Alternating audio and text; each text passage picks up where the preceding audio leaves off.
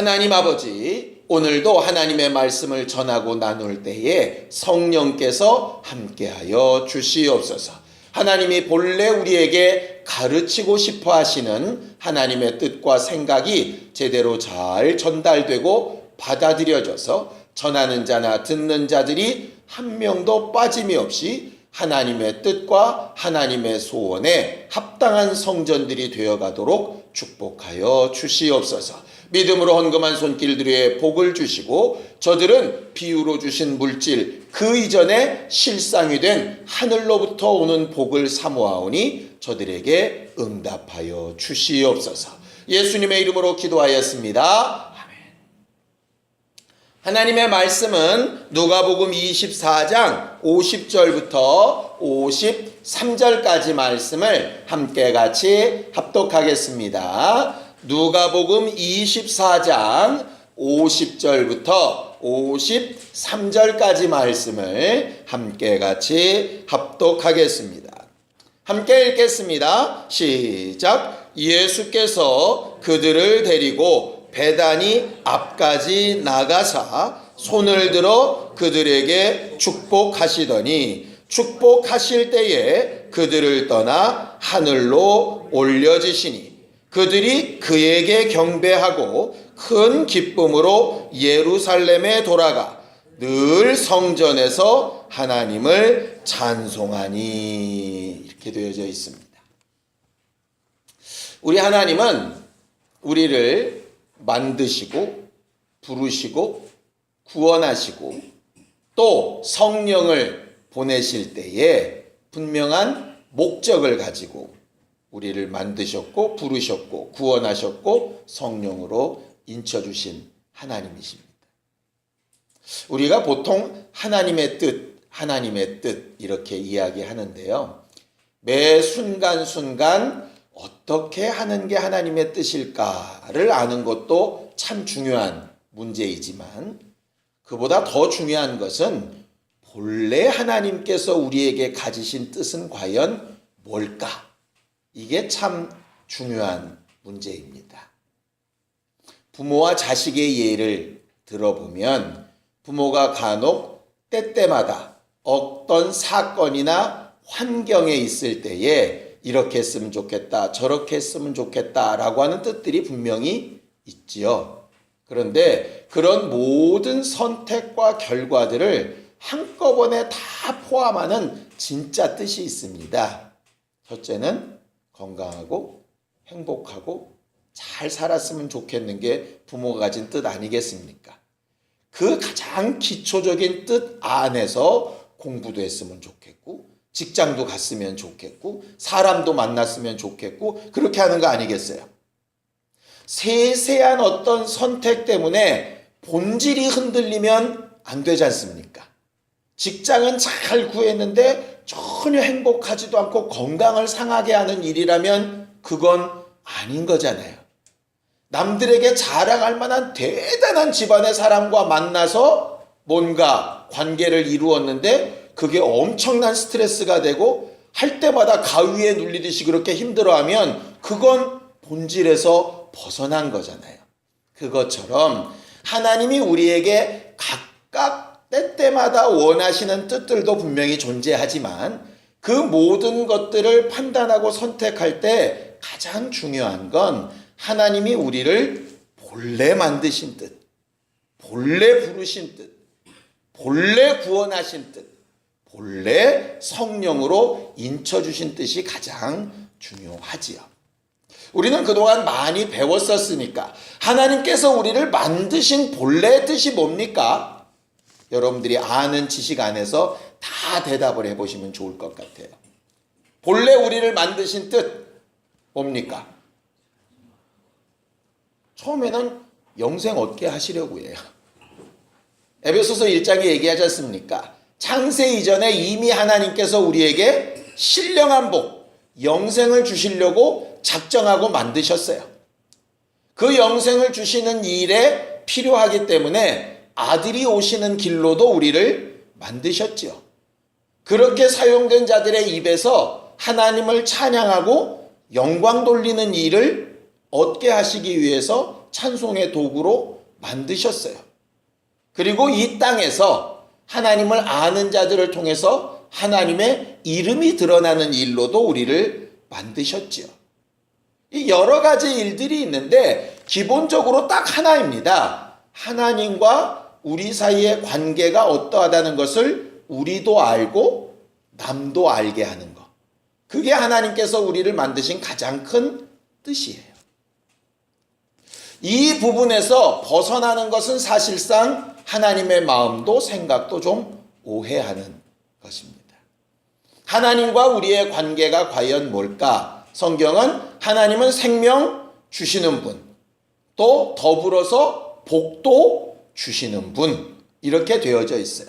그럼 우리는 하나님으로부터 오는 생명을 받고 하나님이 주시는 복도 받고 받는 것으로 끝나는 게 아니라 하나님이 주신 생명과 그 복을 자랑하고 드러내는 게 목적이겠죠. 결국 하나님과 우리 사이의 관계를 분명히 하고 그것을 자랑하고 드러내는 일, 이것이 우리가 해야 될 가장 기본적인 목적이에요. 우리가 존재하는 목적이라 이 말이죠. 이 목적 안에서 물질도 구하고 환경도 구하고 건강도 구하고 이 일을 할까 저 일을 할까 고민도 하고 이런 교회를 가서 섬길까 저런 교회를 섬길까도 고민을 하고 이 사람을 만나고 저 사람을 만나든 그 목적은 거기에 있다 이 말이죠. 결국 여기서 흐트러지면 진짜 본질은 잊어버리고 한 가지 한 가지 눈앞의 일에만 급급해서 비유만 쫓다가 사는 사람처럼 될 수 있습니다. 성경은 하나님이 생명 주시는 분, 복 되신 분이라고 이야기를 해요. 이것을 단 한마디로 이렇게 설명합니다. 자, 디모데전서 6장 15절입니다. 디모데전서 6장 15절입니다. 함께 읽겠습니다. 디모데전서 6장 15절입니다.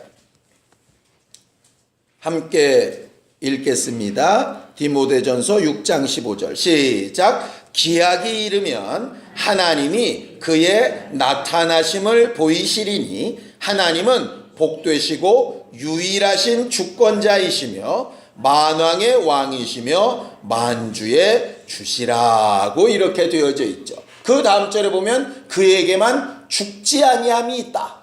그에게만 생명이 있다. 이렇게 말하고 있어요.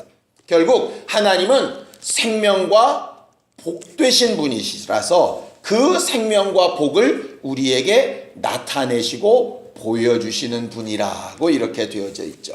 오늘 우리는 누가복음의 맨 마지막 구절을 읽고 있습니다. 맨 마지막 구절을 읽을 때에 예수께서 그들에게 하신 일을 두 번이나 연거푸 이렇게 얘기를 합니다. 자, 50절 51절 함께 읽겠습니다. 누가복음 24장 50절 51절 시작. 예수께서 그들을 데리고 베다니 앞까지 나가사 손을 들어 그들에게 축복하시더니 축복하실 때에 그들을 떠나 하늘로 올려지셨다 이랬어요.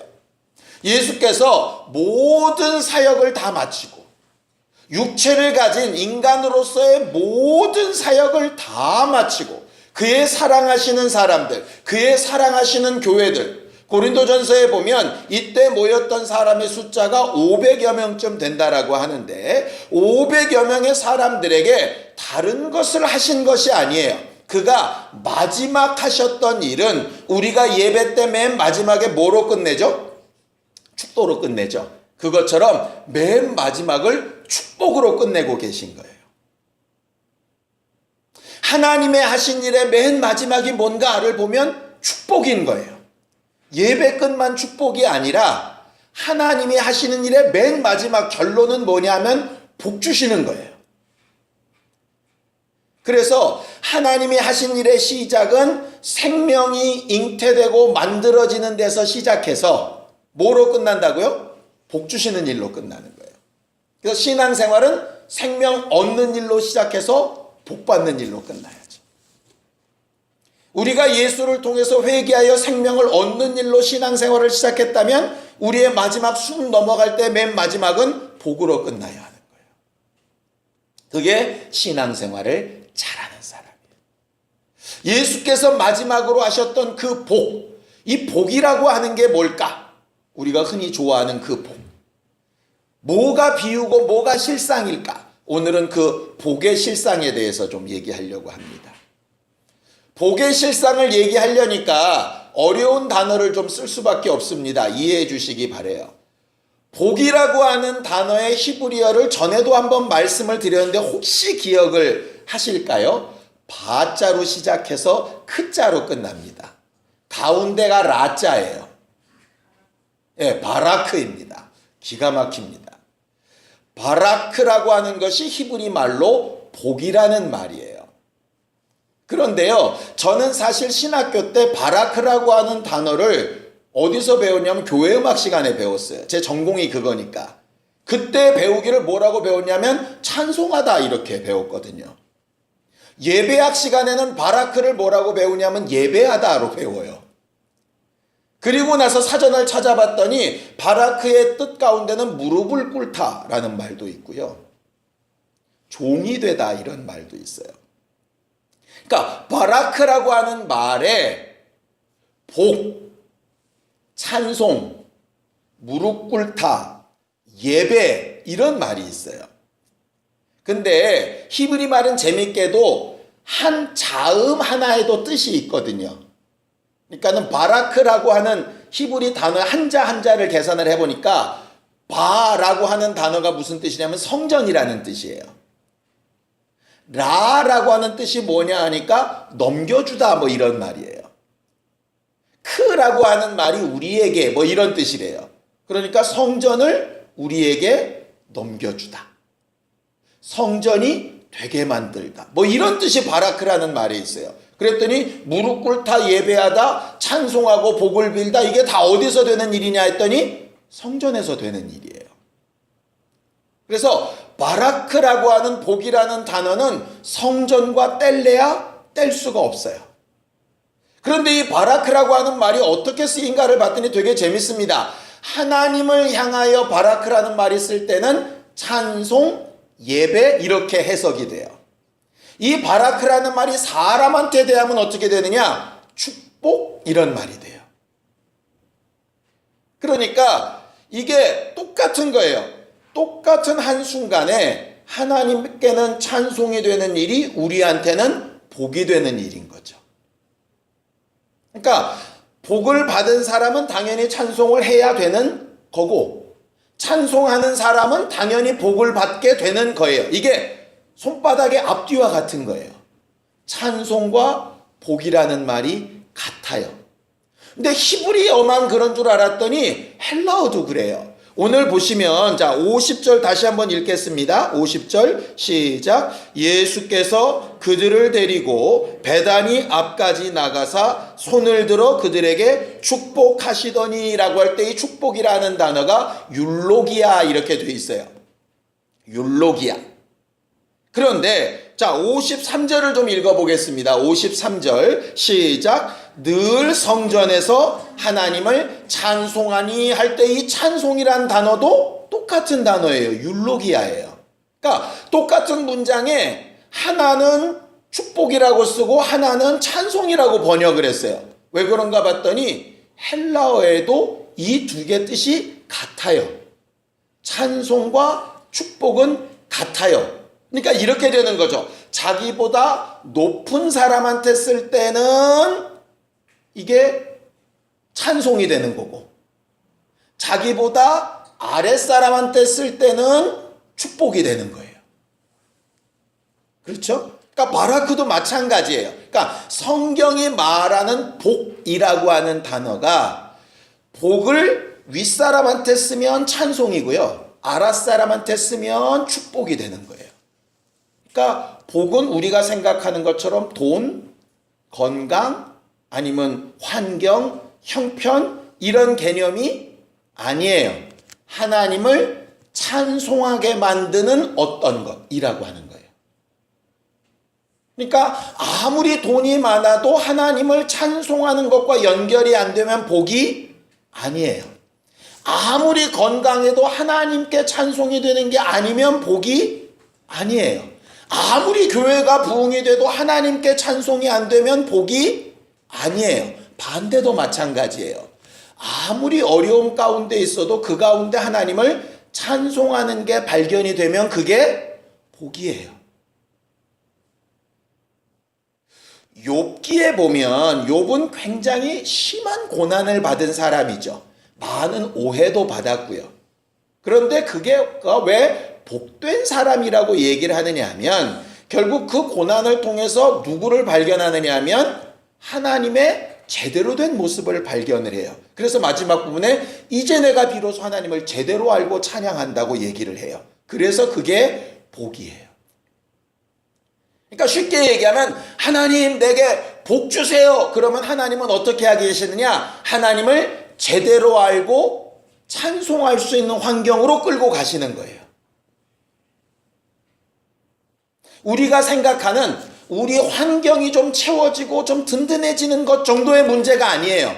복의 본질은 하나님을 찬양하고 인정하는 데 본질이 있어요. 그러니까 제일 좋은 건 뭐냐면 이 본질도 잘 잡고 껍데기도 잘 잡으면 정말 좋죠. 그러니까 이 본질을 잃지 않는 게 가장 중요한 거예요. 그런데 이런 고백을 하죠. 부하게도 마시고 가난하게도 마시고.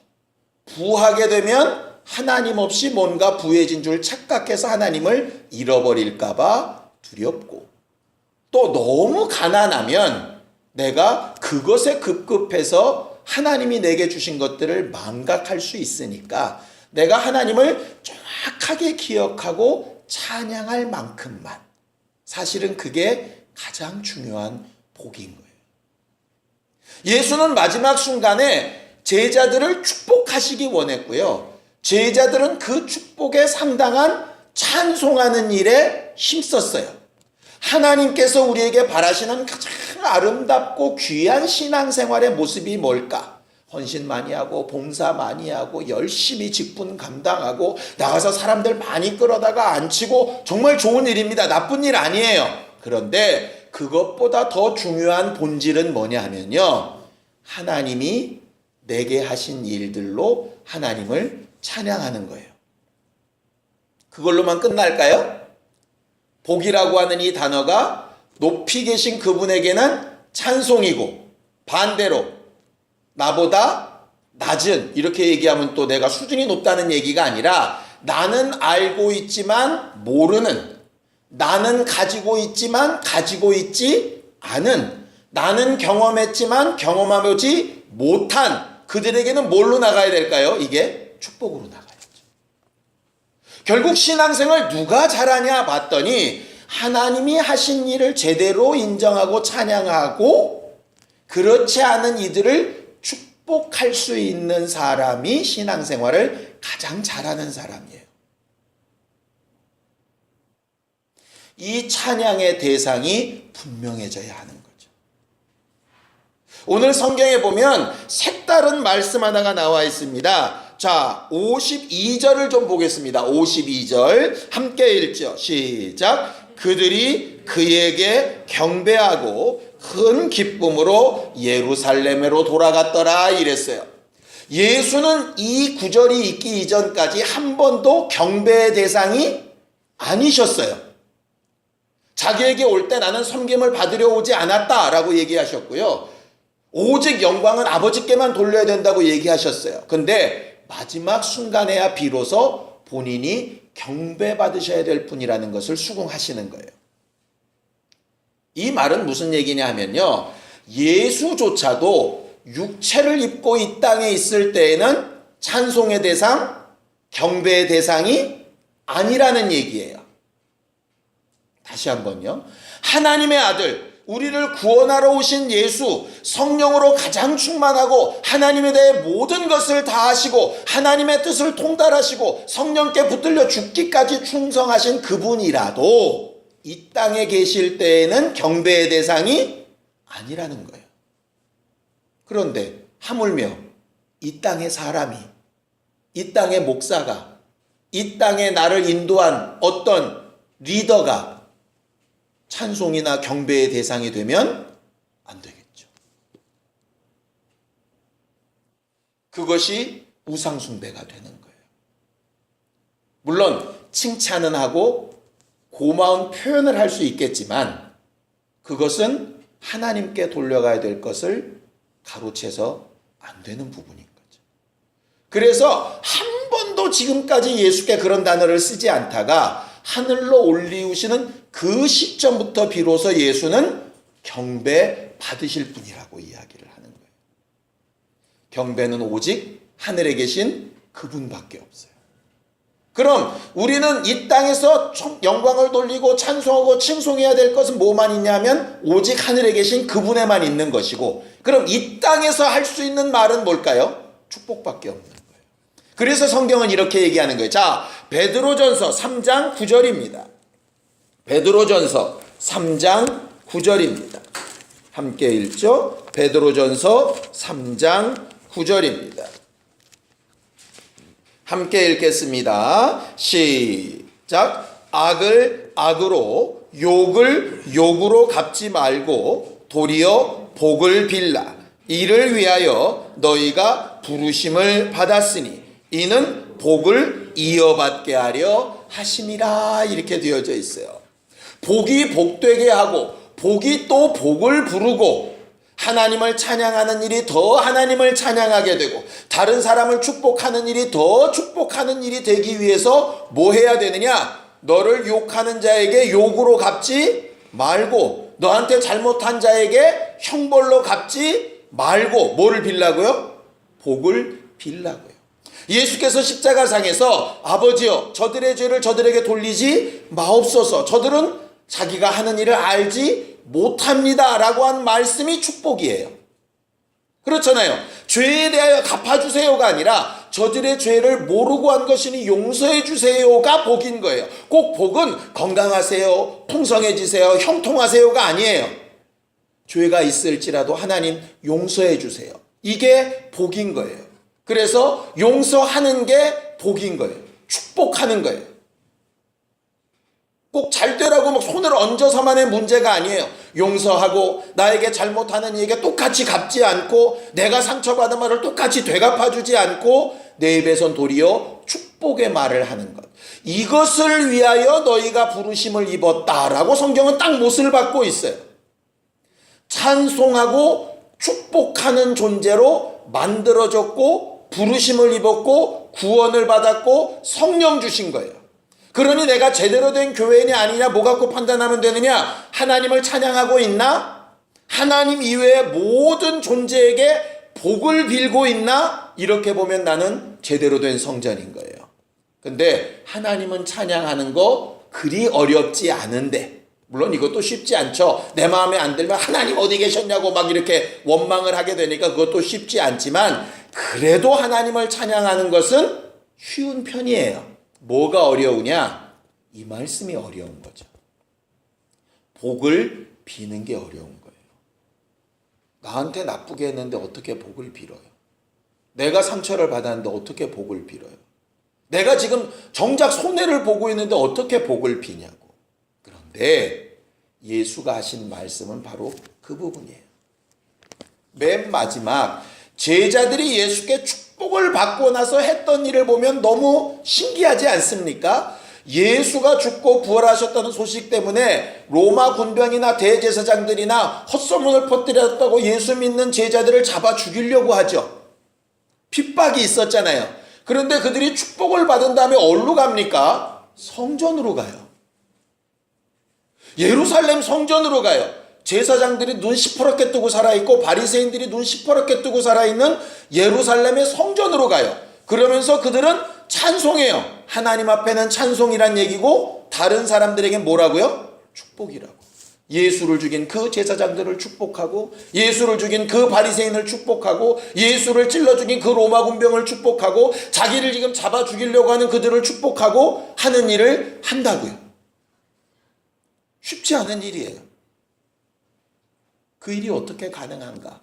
예수께 제대로 축복을 받고 났더니 그 축복이 아까 베드로전서 3장 9절처럼 이어지는 거죠. 복을 이어받게 하려 함이라 그랬어요.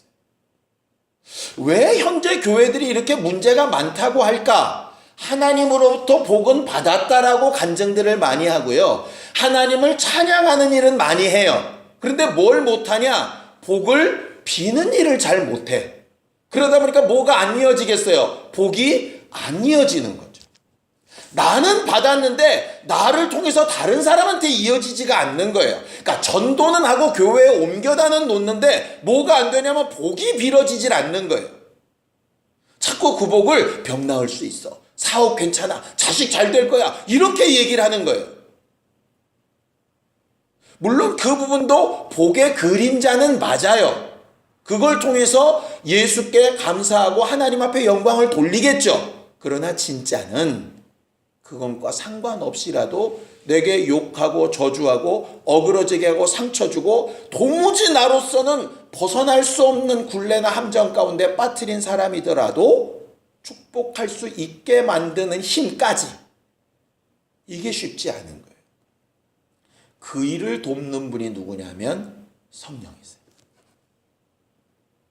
원수를 사랑하라가 괜히 나온 얘기가 아니에요. 사랑할 수 있는 힘이 없죠. 그러나 복을 제대로 받았다면, 하나님을 제대로 찬송하는 사람이라면 그것까지 사실 되어야 정상인데 안 되니까 성령을 의지하라는 거 아니겠어요? 성령은 그 일을 하러 오셨는데 그 일을 하실 수 있도록은 만들지 않고 자꾸 내 필요를 채우는 분으로 쓰면 성령은 우리 안에서 기뻐하실까요? 근심하실까요? 당연히 근심하시죠. 본래 하시려고 오신 일이 있는데 그 일과 상관없는 일만 자꾸 하게 하면 그는 근심하실 수밖에 더 있겠습니다. 결국 맨 마지막 예수께서 굳이 제자들을 축복하시고 또 축복하시고 하늘로 올리고 가시고 그 제자들은 그 어려운 환경에서도 또 성전에 모여서 찬송했다는 얘기로 끝난 이유가 과연 뭘까? 결국 예수께서 하신 사역의 맨 마지막 모습이 뭐냐 하면 주께로부터 복을 받고 축복하는 사람, 찬양하는 사람이 정말 원하셨던 모습이라는 거예요. 예수께서 승천하신 장소도 참 의미가 있습니다. 예수께서 굳이 예루살렘 성전 앞에서 승천하셨어도 되잖아요. 그죠? 그러면 얼마나 더 멋졌겠어요. 사람들 많고 한 헤롯 궁전 앞에서 막 승천을 하시든가 아니면 빌라도의 광장 앞에서 승천하시면 얼마나 멋졌겠냐고. 아니면 골고다 언덕 돌아가신 그 자리에서 영광스럽게 올라가시면 얼마나 좋았겠어요. 근데 제자들을 굳이 이끌고 어디로 가시느냐? 베다니로 가세요. 베다니는 감람산 동쪽의 작은 동네인데요. 베다니라고 하는 말 자체가 가난한 자들의 집이라고 하는 뜻이에요.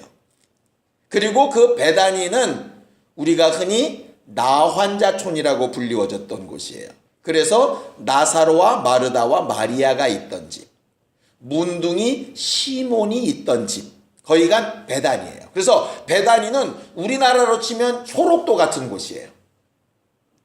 그러니까 가장 가난하고 가장 저주받았다고 생각하고 가장 하나님으로부터 버림받았다고 생각하는 사람들이 모여 살던 곳이 베다니예요. 가난하고 병들고 아픈 사람들이 있는 곳. 근데 예수께서 승천하시는 장소를 굳이 그 자리로 삼으시는 거예요. 거기서 축복하시는 거예요. 그리고 그들이 받았던 슬픔. 왜냐하면 왕따잖아요. 모임에도 참석 안 시켜주잖아요. 제사에도 함께 못하게 하잖아요. 가난하다고 무시하고 배척하잖아요. 낮은 자리로 자꾸 내려가라고 그러고 쫓아내잖아요. 그렇게 상처받고 어그러진 심령들이 주를 찬양하면서 자기 그렇게 했던 자들에게 축복할 수 있는 사람들로 바꿔주시려고 마지막 승천 장소를 그 자리로 삼으십니다. 누가는 사도행전으로 넘어가는 맨 마지막 구절에 이 부분을 굉장히 명확하게 말을 하고 있어요. 다른 복음서는 뭐라고 얘기하고 있나 봤더니 마가복음에 분명하게 우리가 잘 아는 말씀이 있더라고요. 자, 마가복음 16장 19절 20절을 좀 보겠습니다. 마가복음 16장 19절 20절입니다. 함께 읽겠습니다. 마가복음 16장 19절 20절 시작. 주 예수께서 말씀을 마치신 후에 하늘로 올려지사 하나님 우편에 앉으시니라. 제자들이 나가 두루 전파할세 주께서 함께 역사하사 그 따르는 표적으로 말씀을 확실히 증언하시니라 그랬어요. 우리가 잘 아는 말씀이죠. 저는 지금까지 마가복음 16장 20절을 제자들이 나가 두루 전파할세 니들은 예수 죽였지만 예수는 하나님 신하 이것들아 예수 이름으로 떠나가 막 이렇게 했다라고 생각을 했어요. 그렇게 해서 표적이 나타났다고 생각했어요. 그들의 억눌린 분노를 막 쏟아내면서 니들은 죽였지만 하나님은 살리셨다 이래가면서 막 야단치고 그랬다고 생각을 했어요. 근데 누가복음 말씀과 마가복음 말씀을 겹쳐서 보니까 어떤 상황이 벌어지느냐 하면 제자들이 나아가 두루 전파할세가 기세가 등등하여 분노를 가지고 우리는 능력 있다고 뻐기면서 이런 모습이 아니에요. 예수께서 내게 주신 은혜를 따라 너희는 몰라서 그랬던 거야. 너희가 예수를 발견하지 못해서 그랬어. 우리는 먼저 알았으니 우리는 너희를 축복한다. 라고 나아가 전파하면서 축복하고 하나님을 찬양하였고 그렇게 했더니 하나님께서 함께 역사하셔서 능력이 나타난 거지 그들이 뭔가 분기탱천해서 능력을 나타냈던 게 아니더라 이 말이죠. 우리는 능력 달라고 하니까 내게 뭔가 힘을 주시면 파워업 해가지고 우와 이래서 막 나가서 역사하는 걸로 착각을 했는데 누가복음 말씀과 마가복음 말씀을 겹쳐서 보면 그들은 파워업 해가지고 뭔가 나가서 자랑스럽게 강력한 경고의 말씀으로 때려 부셨던 것이 아니고 하나님을 찬양하고 그들을 축복하였고 그들의 그 하나님의 본질대로 복을 빈 역사가 이어질 수 있도록 주께서 함께 역사해 주셔서 표적과 이적들이 나타나 그들이 굴복되어졌더라라고 고백하고 있습니다. 하나님의 교회가 어떤 모습으로 하나님 앞에 또 믿지 아니하는 자들 앞에 서야 되는가 하는 것을 분명히 가르치는 것이 바로 이 모습. 우리 안에도 갖가지 상처나 어려움이나 과거의 흔적들이나 또 사람들에 대한 어떤 것들이 분명히 존재하겠죠. 그것을 당연히 우리의 감정이나 생각대로 하면 갚고 또 기왕이면 좀 더 되갚고 속이 좀 시원해질 정도로 그냥 확 뒤집어 엎고 욕도 좀 걸출하게 하고 회개하고 이러고 싶겠지만 우리를 부르신 목적이 찬양하고 축복하는 일이라면 내 백성은 나의 찬송을 부르게 하려 함이라 하신 그 하나님이 다른 이들을 축복하게 하려 함이라 라고 말씀하셨으니까 이 두 가지 사역이 우리 안에서 제대로 이루어질 수 있도록 성령을 의지하는 신령한 사람들이 될 수 있기를 예수님의 이름으로 축원합니다.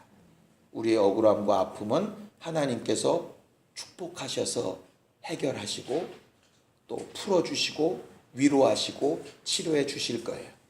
우리 입에서 복이 이어져 나갈 수 있도록 우리의 입술도 마음도 생각도 선택도 잘 사용하는 신령한 주님의 교회 만들어져가는 성전들이 되기를 예수님의 이름으로 축원합니다.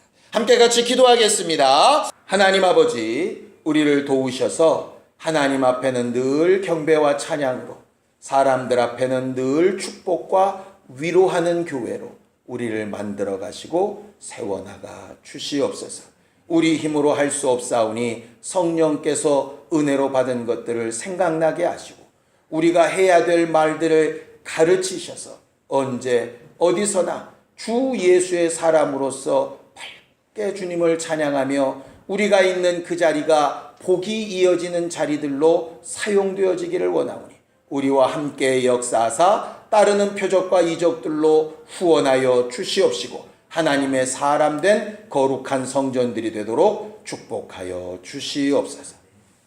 이제는 우리 주 예수 그리스도의 은혜와 하나님 아버지의 극진하신 사랑과 성령님의 감동하시고 역사하시는 분명한 증거가 찬송하고 축복하기를 결심하는 우리 모두 위에 이제부터 영원까지 함께 있을지어다. 아멘.